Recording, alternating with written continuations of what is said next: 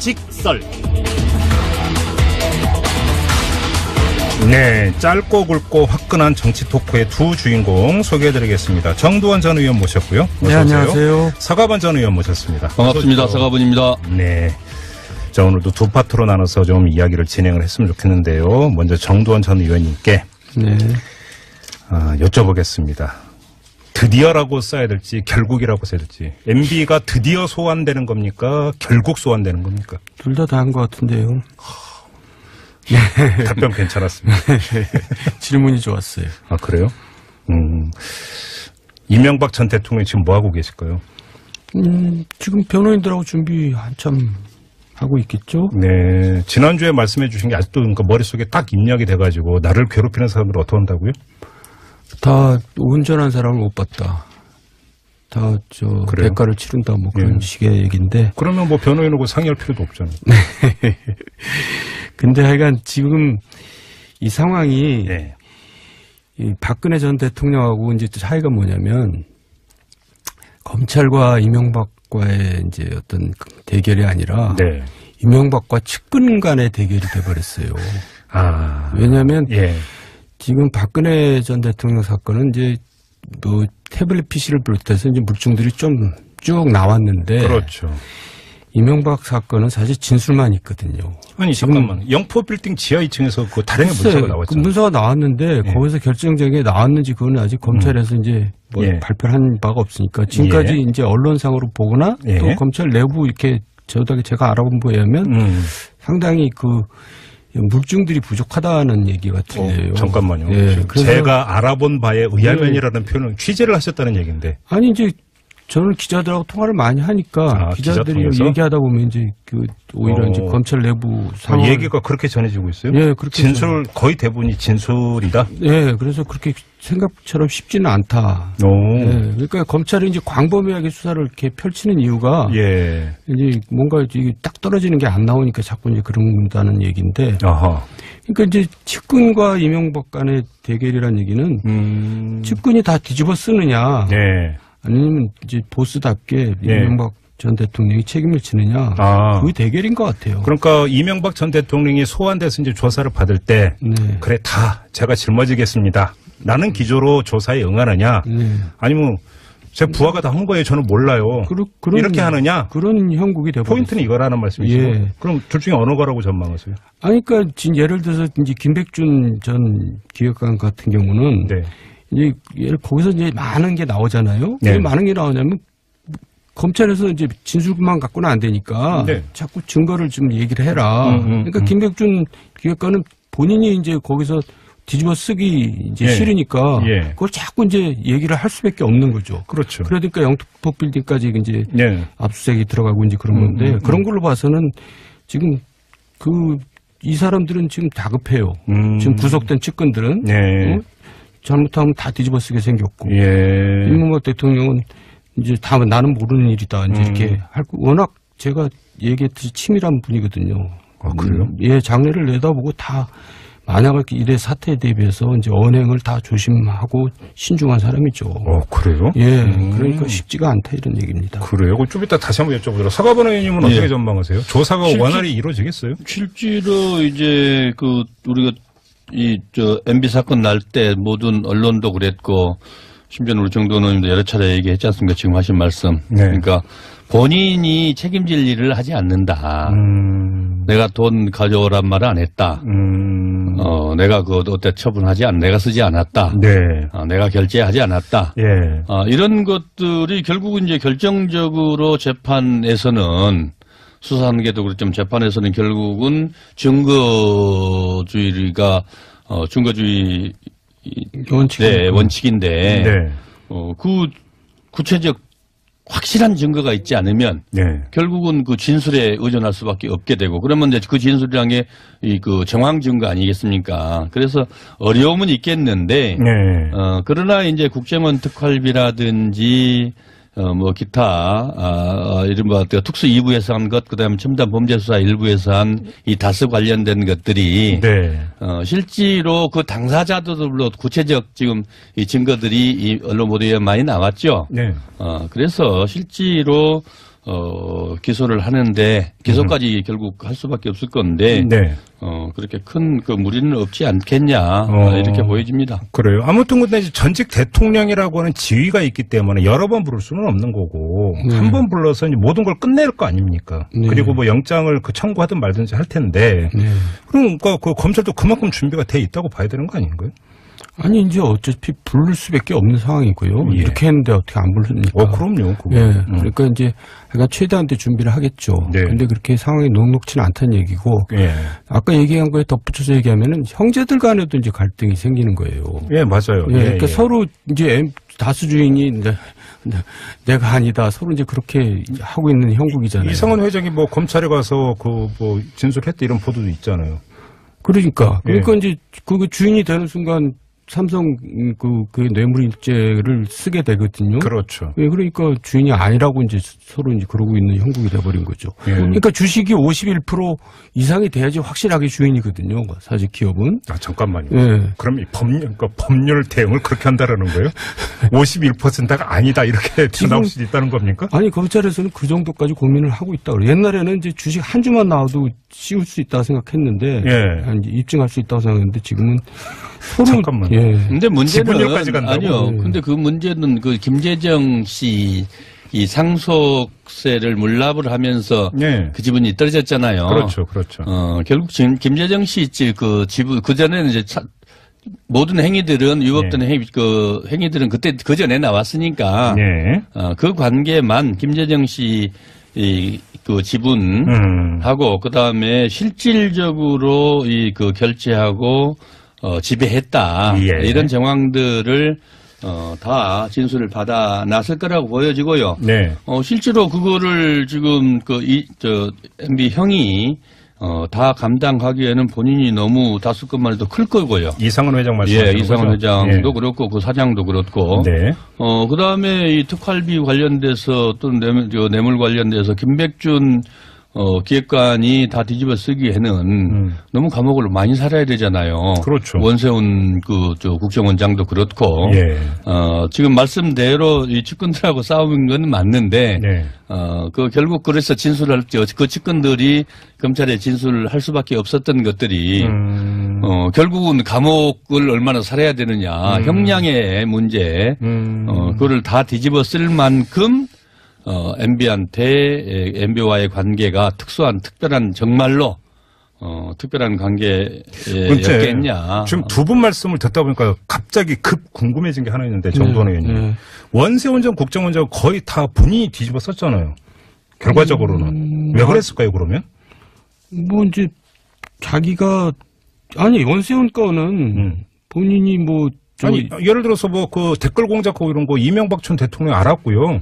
근데 보고 다 했고요. 지시했고요. 이렇게 해버리면 자기는 종범이 될 수도 있잖아요. 그렇게 했는지 안 했는지 아직 모르는 거죠. 지금 검찰 특활비는 인정했지 않습니까? 그다음에 청와대 보고했다고도 했잖아요. 이명박 대통령한테 했냐 안 했냐만 적시가 되지 않았지. 그러니까. 청와대에는 보고했다라고 했으니까. 예. 구체적으로 이제 그런 것들은 검찰에서도 안 내놓겠죠. 쥐고 있을 수도 있다. 그렇죠. 자, 알겠습니다. 그러면 정도원 전 의원께 조금 전에 말씀하신 거 조금만 더 여쭤볼게요. 그러니까 그 탈락을 대비하는 사람이라고 지금 말씀하셨잖아요. 의원님께서. 자, 그럼 다스를 가지고 한번 예를 들겠습니다. 조금 전에 지분율을 얘기한 게 그런 겁니까, 그러면? 그러니까 지분율은 얘기는 법적인 거니까 좀 재미없는 얘기고요. 예. 어쨌든 간에 지금 녹록지 않다는 것은 분명한 사실이고. 네. 굉장히 지금 제 느낌은 다급해요, 검찰도. 아, 그래요? 예. 그래서 이제, 그리고 또 두 번째 문제가 있잖아요. 구속영장을 청구하느냐, 마느냐. 그렇죠, 그렇죠. 왜냐하면 구속영장을 청구했다가 만약에 기각되면 그게 이제 무속이 되는 그거는 상당히 재앙이 되는 거죠. 근데 또 구속을 하는 것도 또 문제가 있어요. 구속을 하면은 이제 전직 대통령을 바로 전 대통령, 직전 대통령과 전 대통령을 둘 다 이제 구치소에다 넣는다는 게 그렇죠. 좀 역풍이 불 수가 있거든요. 그렇다고 또 그걸 안 하자니 형평성이 또 어긋나고 누구는 구속시키고 누구는 구속하지. 그러니까 그 고민, 예. 아니 말씀하세요. 그 고민이 있긴 있는 것 같아요. 왜냐하면은 지금 그 MB를 14일 날 소환했지 않습니까? 네. 네. 근데 지금 김백준 전 총무기획관의 기소가 14일 날 이루어질 거라는 거예요. 그렇죠. 그러면은 그래서 지금 MB 쪽에서는 응하겠다, 수사에는 응하겠는데 출두 일자를 좀 늦춰주라. 네. 그 내용을 보고 이제 출두하려고 그러는 그렇죠. 그러니까 그게 사실 김백준 기소장 그렇지. 그러니까 검찰에서는 해줄 수가 없는 거지. 왜냐하면 전과 보고 시험 보겠다는 거 아니겠습니까? 정답 보고. 비유 괜찮았어요. 예. 그러니까 이게 이 조그만한 틈도 생겨서는 안 된다라는 게 검찰 측 입장 아닐까. 예. 지금 그 카카오톡으로 애청자라고 밝히신 분이 그 전 대통령과 전 대통령을 동시에 구속시키는 부담감을 말씀하셨더니 전두환 노태우를 생각해 보세요라는 문자를 보내주셨습니다. 그때는 별로 부담이 안 됐다. 동시에 구속되는 전례가 있다. 전례가 있다. 네, 이걸 환기시켜 주는 것입니다. 자, 그러면 종합해서 그러면 이렇게 한번 질문 드릴게요. 검찰이 구속영장을 청구할까요? 못할까요? 어떻게 전망하세요? 결국 청구할 거라고 봅니다. 그래도 청구한다? 예. 이렇게 일을 하면은 재앙이죠. 이렇게 일을 벌려놓고 청구 안 하면 재앙이죠. 그러면 이제 검찰은 구속영장 청구까지는 어차피 쭉 갈 수밖에 없다. 문제는 그러면 또 법원 손에 달린 겁니까? 발부 여부는 어차피 그렇죠. 법원의 소관 사항이니까. 알겠습니다. 자, 다음 주 아마 그 14일이 다음 주 수요일일 겁니다. 저희 직설 다음 주 올 때 아마 또 그날일 것 같으니까 요 얘기는 좀 그날 또 한번 나눠보도록 하고요. 다음번 이야기를 좀 가겠습니다. 정치권으로 번진 미투 이야기 안 할 수가 없는데요. 서가번 의원님, 더불어민주당의 지금 분위기 어떻습니까? 지금 그야말로 그 초상집에다가 또 사르는 판이죠. 그래요? 예. 근데 이거저거 다 떠나서 지방선거에서 더불어민주당이 압승 거의 대부분의 사람들이 이렇게 예상을 하지 않았습니까? 그런데 참 이게 물론 또 이제 진행상을 좀 봐야 됩니다. 진행상을 봐야 되기 때문에 여기서 단정을 하는 것 자체가 상당히 위험한 일이긴 하지만 어제 오늘 나왔던 진행상만 가지고 그러니까 이야기를 한다면 상당한 영향을 미칠 거라고 보세요. 어떻게 보세요? 실제로 이거는 영향이 없다 그러면은 좀 무책임하겠죠. 그래요? 영향이 있죠. 예. 있는데 이 건을 가지고 야당에서도 정치 공세를 계속 하거나 또는 선거에 이용하려는 하는 순간 야당도 자유롭지 못할 거예요. 그래요? 네. 그래서 이 문제는 하나의 우리 사회의 이 변혁에 또는 전환의 과정으로 변화 발전의 과정으로 봐야지 보고 자성하는 각자가 정치권에서도 정말 자성하면서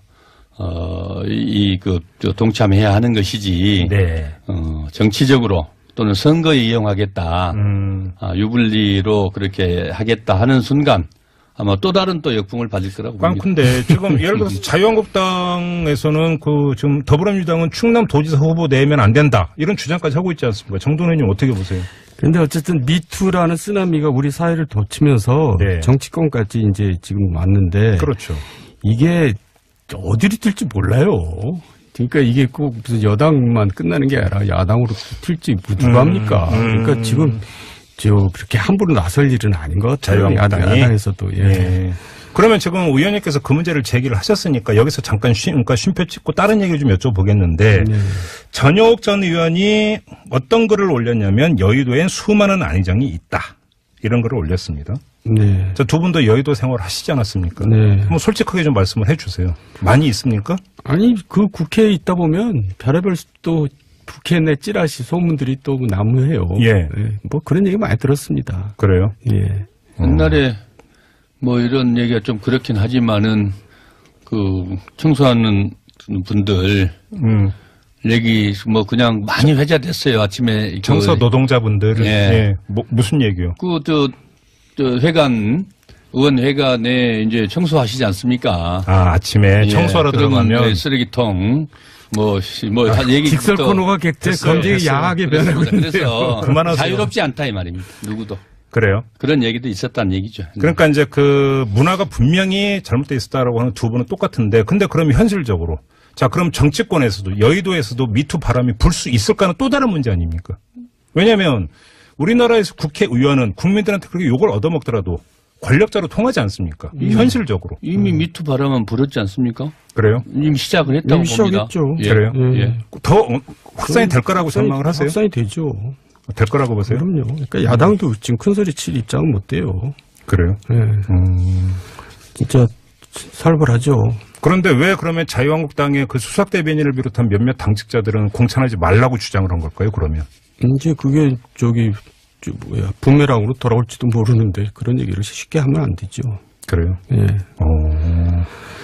부메랑으로 돌아올지도 모른다. 네. 그래요? 근데 문제는 미투라고 하는 것이 이제 그 갖는 그 특성이 피해자가 나도 당했다. 이런 뜻 아니겠습니까? 그러면 공개적으로 내지 이제 이야기를 해야 되는데 지금까지의 진행 상황을 놓고 보면 한두 케이스를 제외하고는 뭐 예를 들어서 여의도의 대나무숲 이런 데 이제 그 이야기가 나오지만 거의 대부분 익명으로 나오고 있다. 그러다 보니까 양상이 조금 다르다 이렇게 지적하는 사람들도 있는데 서가번 의원님 이 현상은 어떻게 보세요? 아직 이제 초기이기 때문에 이제 초기도 뭐 그야말로 초기 아니겠습니까? 예. 초기이기 때문에 그랬고 예. 그러기도 하고 예. 또 여의도가 갖고는 좀 묘한 약간의 그 특수성이 좀 있을 수 있다고 봐요. 그러나 어떤 특수성이요? 이게 이제 어쨌든 또 정치적 기반들 뭐 여러 가지 정치적 이 상황들이 혼재돼 갖고 있죠. 서로 네. 이해관계가 맞물려 있다거나 그러나 본질적으로 모든 다를 수가 있겠습니까? 네. 본질적으로는 저는 같다고 보고, 예. 결국 결코, 무풍지대 자유로울 수 없다. 예. 그렇게 생각합니다. 확산이 될 것이다. 여야를 가리지 않고. 그렇죠. 예. 그러면 여야를 가리지 않고 확산될 가능성이 있다. 그다음에 문화가 그러했다. 이 두 분이 이제 그 말씀을 하시는데, 근데 지금 나타나고 있는 양상은 특정 정당에 소속돼 있는 정치인들로 한정이 되고 있습니다. 이거는 그냥 초기에 잠깐 나타나는 현상이라고 봐도 되는 겁니까? 그럼요. 그렇죠. 네. 네. 이제 근데 뭐 이 교통방송 아침 프로 하고 있는 김어준 씨는 이제 이게 진보 진영을 겨냥한 것이다라고 얘기를 했는데 네. 글쎄 그 의미가 또 이제 심장한 것 같아요. 아무래도 좀 이쪽 진영이 더 취약하다는 그런 또 한편의 그 표현이 아닌가 그런 생각도 드는데 네. 어쨌든 뭐 우리 사회 전체가 지금 이제 이 쓰나미에서 이제 벗어나려면 시간이 필요할 것 같습니다. 네. 아직 멀었다라는 뜻으로 이해를 해야 되는 발언이신 거죠? 예. 지금? 아직 멀었다? 네. 예. 혹시 그러면 최근에 여의도에 있는 정치인들은 좀 이렇게 접촉을 해 보셨어요? 그러니까 이 문제에 대해서 어떤 감도로 지금 받아들이고 있는지. 좀 패닉 상태더라고요. 정치인들이? 예, 그러니까 유력한 대권 주자가 지금 이제 거의 충격을 준 거 아니에요? 예. 그러니까 사실 자기 주변을 돌아볼 수밖에 없는 거고, 예. 또 자기 자신도 한번 곰곰이 되새겨 보겠죠. 나는 뭐 하자가 없나 이런 식으로. 아이고 하여간 참 어렵습니다 요새 지금 세상이 정말. 하나만 더 여쭤보겠습니다. 홍준표 자유한국당 대표가 무슨 이야기를 했냐면 미투가 자기를 겨냥했다가 좌파만 잡아갔다. 그건 또 뭔 소리인지 모르겠어요. 그러니까 너무 옛날에 그 뭐죠 무슨 사건? 발정제 사건. 예. 예. 그걸로 이제 이게 덮어진 셈인데. 네. 발정제 사건이 그게 결국 그 꼬리표처럼 계속 붙어 다닐걸요 아마. 예. 그렇게 보세요? 예. 하여간 재밌는 분이세요 그분은. 엉뚱한 것으로 존재감을 과시하고 있는 것 같아요. 오늘 저기 청와대 가서 예. 이제 일단 회의 들어가기 전에 안희정 전 지사 왜 여기 막 사석에서 임종석 실장한테 그거 어떻게 보세요? 예? 그러니까 이제 그건 너무나 안 맞는 격식이 안 맞는 얘기고 예. 자리에 안 맞는 얘기죠. 예. 그런 자리에 가서 무슨 그런 얘기를 합니까? 무례하고 예의 없는 거죠. 예. 그래요? 예. 그럼 의도적 발언이라고 보세요? 실수라고 보세요? 의도적으로 한 거죠. 의도적으로 했다. 예. 그러니까 자심하고 한 겁니다. 자기 얘기를 덮으려고 그렇게 한 것 같은데. 속칭 질렀다. 예. 의도적으로. 예. 그러면 그렇게 의도적으로 한 이유는 자기의 그거를 덮기 위한 것입니까? 그리고 요새 이제 또 시중에 뭐 찌라시들이 난무하니까 예. 뭘 어디서 봤는지 이제 그렇게 한 것 같아요. 그러니까 굉장히 좀 저속한 거죠. 아이고 참 알겠습니다. 예, 얘기가 재미없네요. 하는 사람도. 그러니까요. 예. 예. 특히나 이 문제에 대해서는 절제가 필요하다고 저는 개인적으로 그렇습니다. 생각하기 때문에 더 이상 얘기는 더 들어가지 않도록 하고요. 뭐 자연스럽게 오늘 그 청와대에서의 어떤 그 여야 5당 대표와의 오차 모임 이야기까지 나왔으니까 그 얘기 나온 김에 이것까지 한번 여쭤보겠습니다. 정두환 의원님은 대북 특사단의 성과 어떻게 평가하세요? 그 성과를 가지고 온 거죠. 예. 근데 우리가 이제 경계를 늦추지 말아야 되는 게 과거에도 이제 그런 입장을 북한에서 보인 게 여러 번이에요. 그래요? 94년도에도 그렇고 2005년도에도 그랬고. 예. 그러니까 체제 안정을 보장해주면 우리는 핵을 포기하겠다. 이런 식의 의사표시를 여러 번 했어요. 그러면서 계속 핵 개발했잖아요. 물론 지금 너무 긴장이 고조된 상태에서 북한에서 저렇게 이제 조금 양보 내지는 저자세로 나오는 것이 굉장히 잘한 거죠, 우리가. 그렇지만 경계는 늦추지 말아야 된다. 그 얘기를 하고 싶습니다. 경계는 늦추지 말아야 된다. 실제로 과거에 이제 야당에서 또 일부 언론에서 그렇게 과거에 또 그랬다라고 하지만 지금 그 김정은 위원장의 이 그 자세를 보면은 이렇게 이 전향적이고 적극적인 적이 없었어요.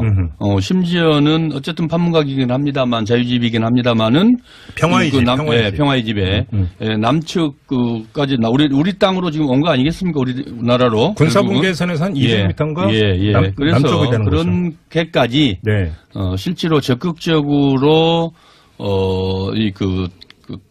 적극적으로 대응을 하고 있고 또 말 그대로 금기시되어 있는 비핵화 문제까지 구체적으로 언급해서 미국과 대화하겠다. 이런 것들은 우리가 액면 그대로 받아들이고 이런 것들을 계기로 해서 확실하게 평화를 정착시키고 핵이 없는 한반도를 위해서 우리가 정말 그 여야가 노력해야 할 때라고 봅니다. 근데 사실은 판문점 평화의 집에서 남북 정상회담을 열기로 그 합의한 것 자체도 상당히 그 파격 아닙니까? 그렇죠. 파격이죠. 그런데 어쨌든 이제 이란의 경우는 제재가 들어가서 20개월 만에 이제 대화에 나오고 4년 만에 타결이 되거든요. 그러니까 미국에서는 지금 이제 북한은 제재가 들어간 지 얼마 안 된 셈이에요.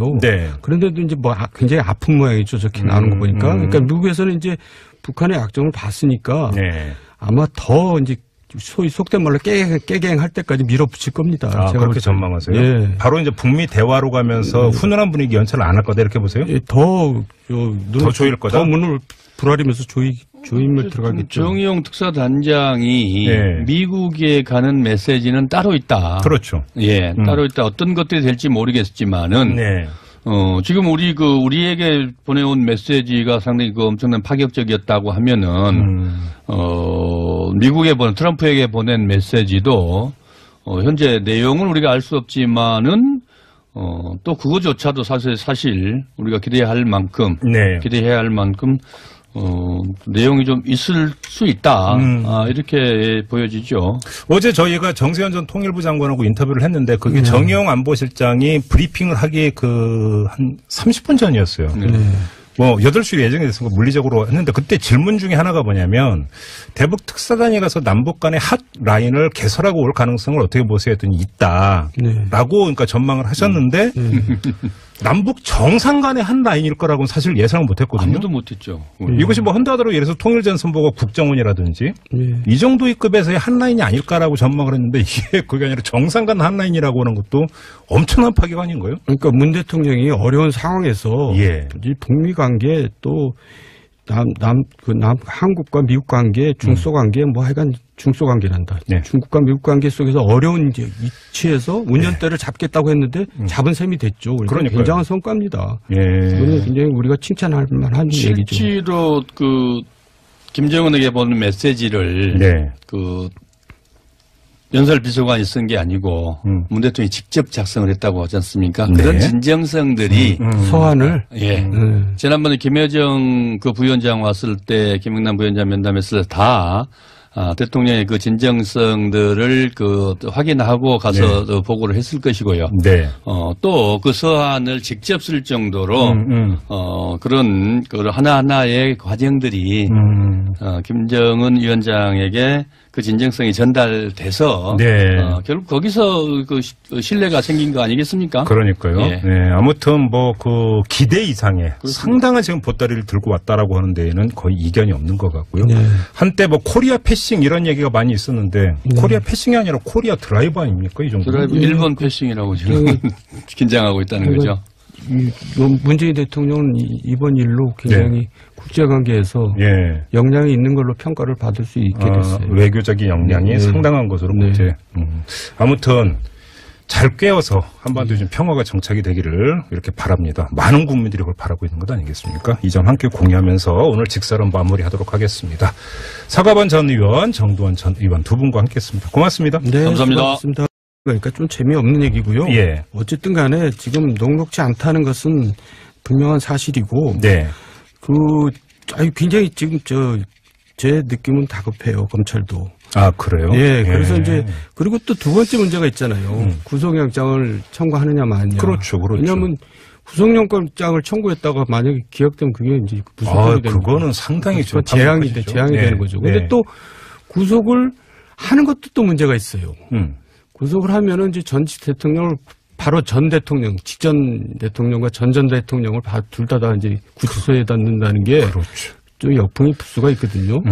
그렇다고 또 그걸 안 하자니 형평성이 또 어긋나고 누구는 구속시키고 누구는 구속하지. 그러니까 그 고민, 네. 아니 말씀하세요. 그 고민이 있긴 있는 것 같아요. 왜냐하면은 지금 그 MB를 14일 날 소환했지 않습니까?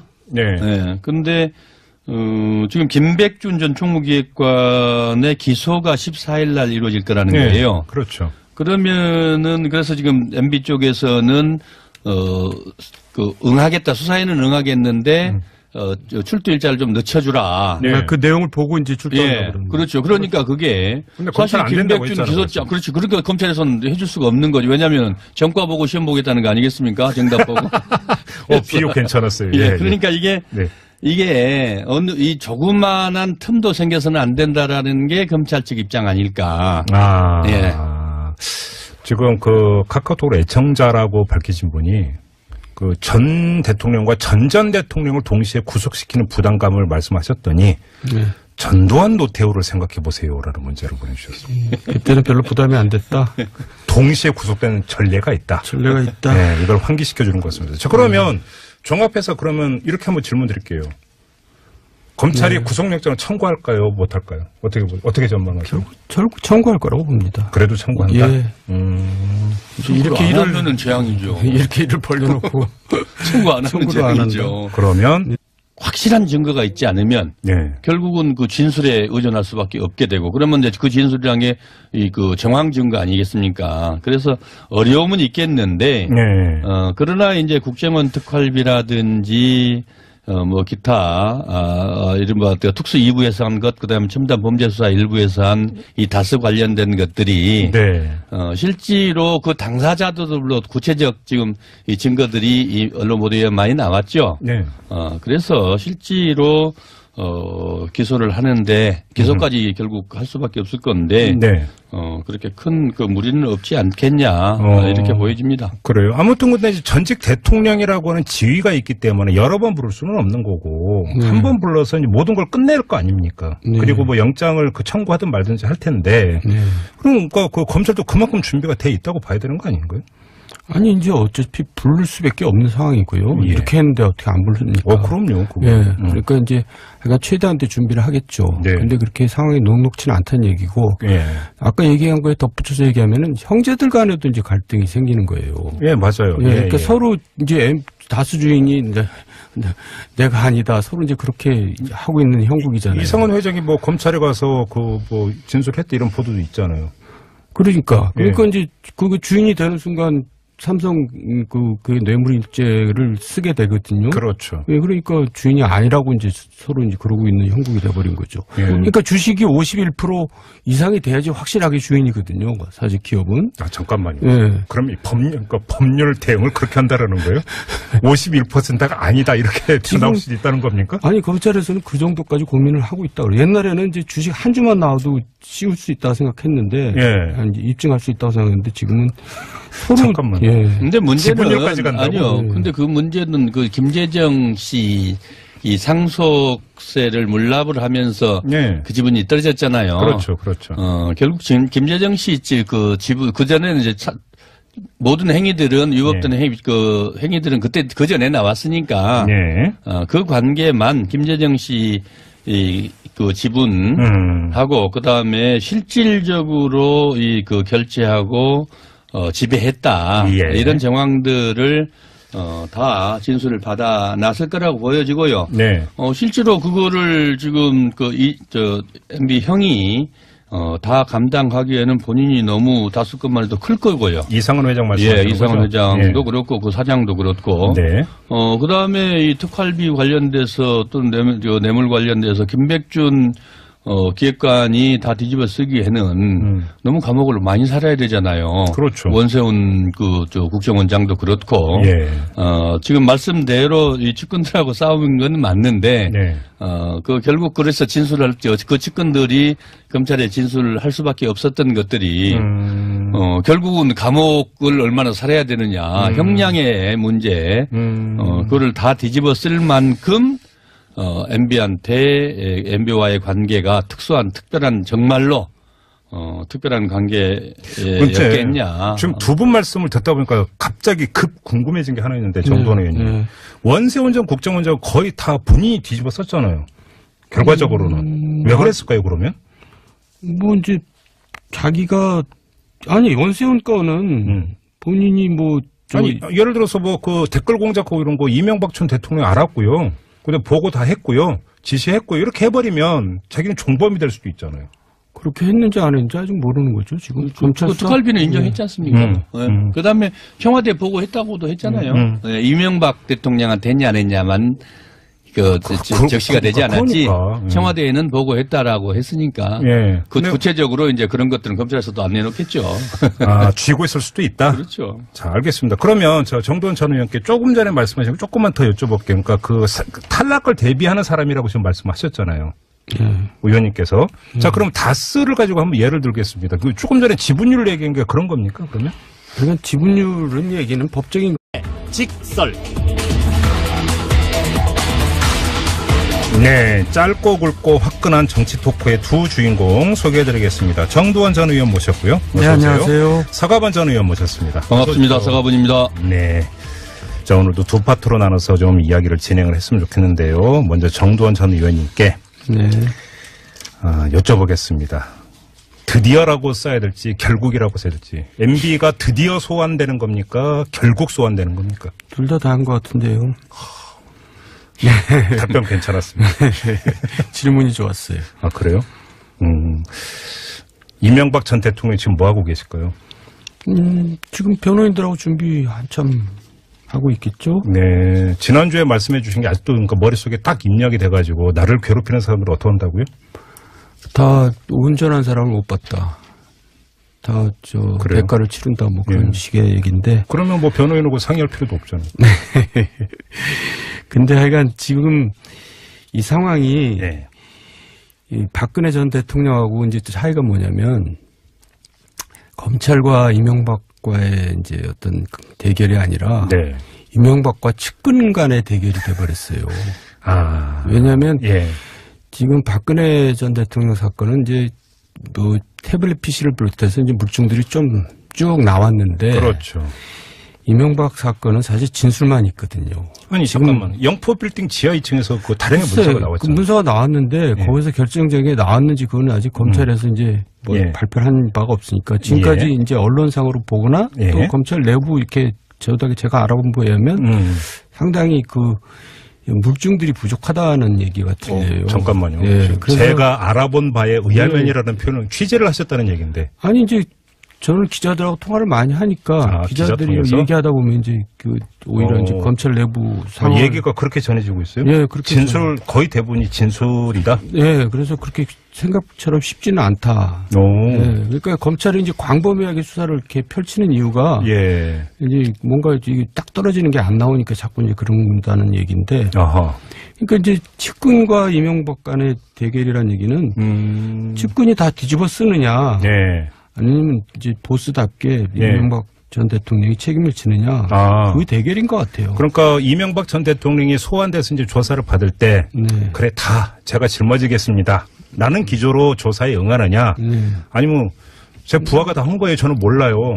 이렇게 하느냐? 그런 형국이 되고 포인트는 이거라는 말씀이시죠? 예. 그럼 둘 중에 어느 거라고 전망하세요? 아니, 그러니까 지금 예를 들어서 이제 김백준 전 기획관 같은 경우는 이제 거기서 이제 많은 게 나오잖아요. 왜 많은 게 나오냐면 검찰에서 이제 진술만 갖고는 안 되니까 자꾸 증거를 좀 얘기를 해라. 그러니까 김백준 기획관은 본인이 이제 거기서 뒤집어 쓰기 이제 싫으니까 그걸 자꾸 이제 얘기를 할 수밖에 없는 거죠. 그렇죠. 그러니까 영등포 빌딩까지 이제 압수수색이 들어가고 이제 그런 건데 그런 걸로 봐서는 지금 이 사람들은 지금 다급해요. 지금 구속된 측근들은 잘못하면 다 뒤집어 쓰게 생겼고 이명박 대통령은 이제 다 나는 모르는 일이다 이제 이렇게 할 워낙 제가 얘기했듯이 치밀한 분이거든요. 아, 그래요? 장래를 내다보고 다. 만약에 이래 사태에 대비해서 이제 언행을 다 조심하고 신중한 사람이죠. 그래요? 그러니까 쉽지가 않다 이런 얘기입니다. 그래요? 좀 이따 다시 한번 여쭤보도록. 서가번 의원님은 어떻게 전망하세요? 조사가 원활히 이루어지겠어요? 실제로 이제 우리가 MB 사건 날 때 모든 언론도 그랬고 심지어 우리 정도원 의원님도 여러 차례 얘기했지 않습니까? 지금 하신 말씀. 그러니까 본인이 책임질 일을 하지 않는다. 내가 돈 가져오란 말을 안 했다. 내가 어때 처분하지 내가 쓰지 않았다. 내가 결제하지 않았다. 이런 것들이 결국은 이제 결정적으로 재판에서는 수사하는 게도 그렇지만 재판에서는 결국은 증거주의가 증거주의 원칙인데 그 구체적